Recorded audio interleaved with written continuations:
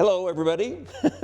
I'm Jim Richardson. I'm in Small World Gallery here on Main Street with some of my work from my photographic career for National Geographic and others.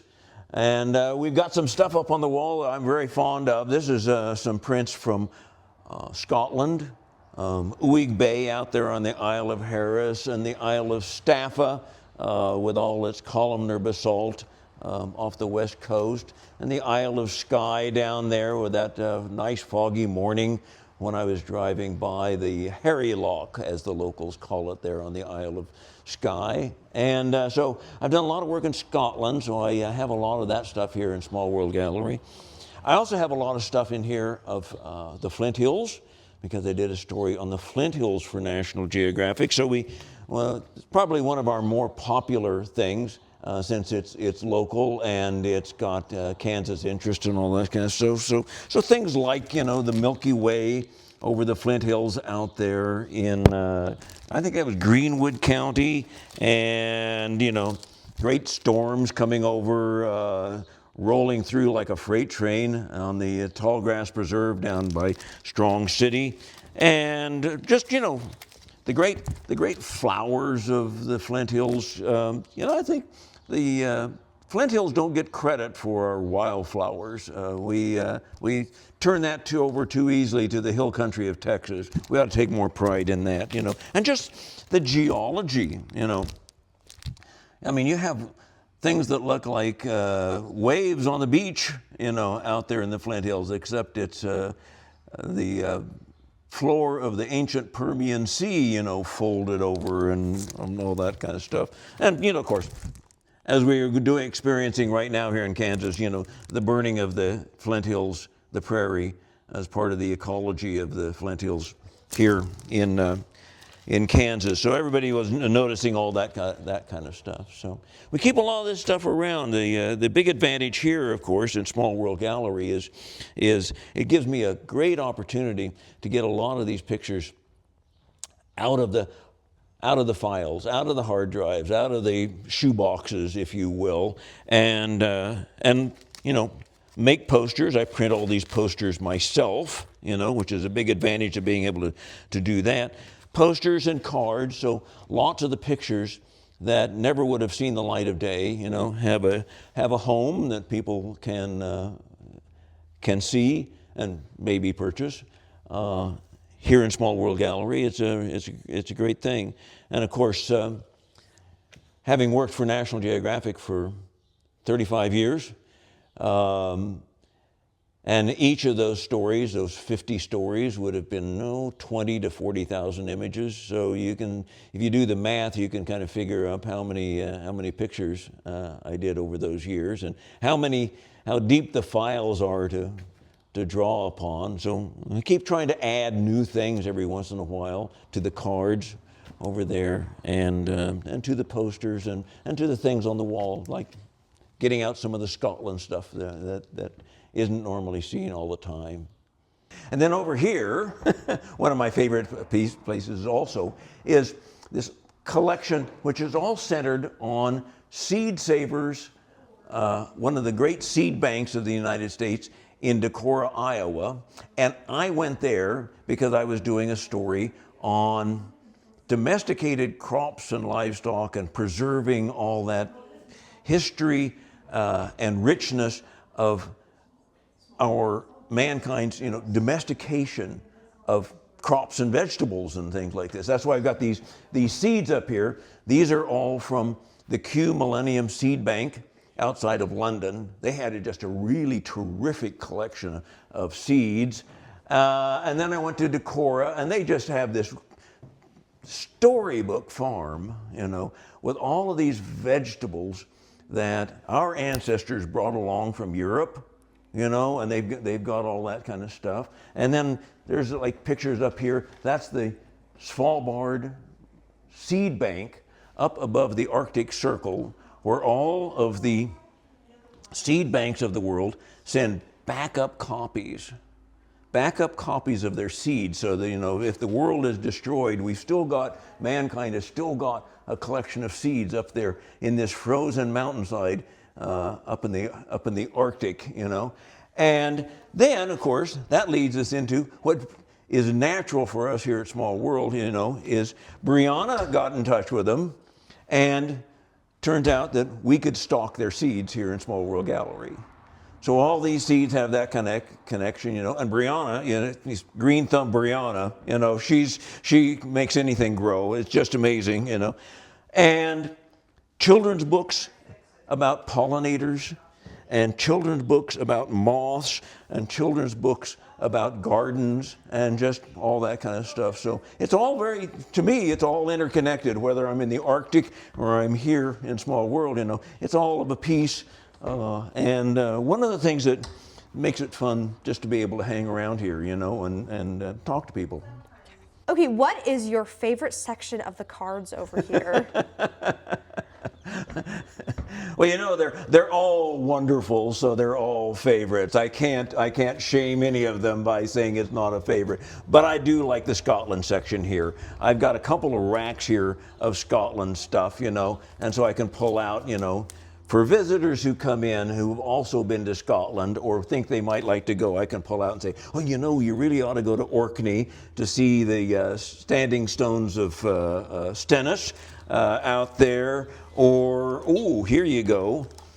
Ask them if they visited any of the distilleries, single malt whiskey being a kind of a favorite of mine too. And, you know, just show them all the kinds of wonderful things you can see in Scotland. There's some red deer stags out on the mountains of the Cairngorm Mountains, you know. So this is kind of a favorite. I keep a lot of this stuff around because I've done, you know, I did about 30 years worth of work in Scotland. It's kind of my second home a lot of times, you know. But then the other thing is back here, you know, on just all the stuff from around the world. There are certain pictures that are just really super favorites, you know. People always like the llamas, you know, at Machu Picchu, you know, in Peru. And, there's, you know, if anybody saw Lara Croft Tomb Raiders, they like that picture of, of the temples there at Angkor Wat in Cambodia. And anybody who's been to Ireland always picks up that picture of the pint of Guinness sitting in the pub, Dick Mack's pub in Dingle. So all of these have some sort of favorite connection, you know. And then back in the books here, you know, one of the things we keep here in the books are things that I have a particular fondness of because I worked with some of the authors, you know. Adam Nicholson, who wrote this wonderful book on birds, you know, was the guy who I did the King James Bible story with. We've got some pictures here from the story on the King James Bible. And I know Adam because I initially went out to his island to photograph puffins.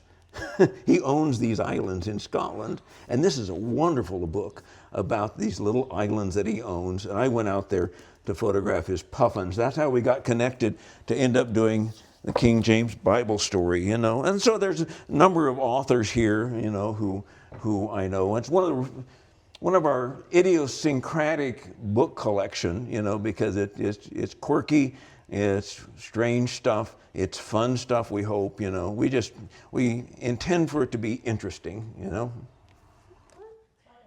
Hello, everybody. Kathy Richardson of Ibis Women Jewelry as part of Small World Gallery. When Jim and I first started the gallery 24 years ago,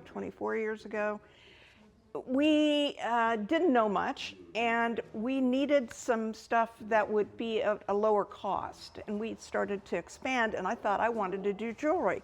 And this is what it's ended up being, is this craziness. And this is not as much as I would normally have because we're trying to use what we have rather than buy more stuff. But I get a lot of enjoyment. They're kind of dirty, sorry, but I get a lot of enjoyment out of this old European and Japanese glass. These are made by artisans, And they've been in a box on Long Island for since the 1940s probably, and maybe a little bit more. And I've gotten small lots of these, and I just think they've led me to learn a lot about glass making, glass bead making, Germany, Japan, Italian glass, a lot in the post-war economy, and that kind of dug me into World War II and stuff like that. Anyway, it's been a little bit of a rabbit hole. And then more stuff down here that Brianna and I use. Brianna came to work with Jim and me as a Bethany College student in, let's see, at least 15 years ago, maybe more. Thank God for small favors. You know, she has really worked so well with us and has had a big shaping of what we do in the gallery. And so that's what she got introduced to when we were working with Ibis Woman. Hey, have at it. And she did.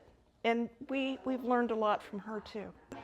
You know, this looks like a complete mess to most people who come and look at this work area, and yes, it is kind of messy, but it's a really creative mess because I see the colors, the different things that are going on here, and sometimes I come up with ideas based on textures or colors or just how I'm feeling that day.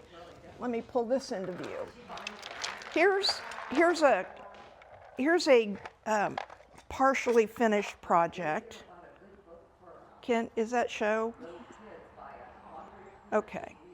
And what I'm trying to do is work with some colors I normally don't work with, push myself to try some things, and sometimes, you know, you put it out and you learn something about what people are looking for. That's exactly what I'm doing here. This is chrysoprase, which is this lovely green stone. This is a sunstone here. It's not super expensive, but we love the roughness of the edges. And this is Dalmatian jasper, and it is a matte Dalmatian jasper, and it looks just like a Dalmatian dog.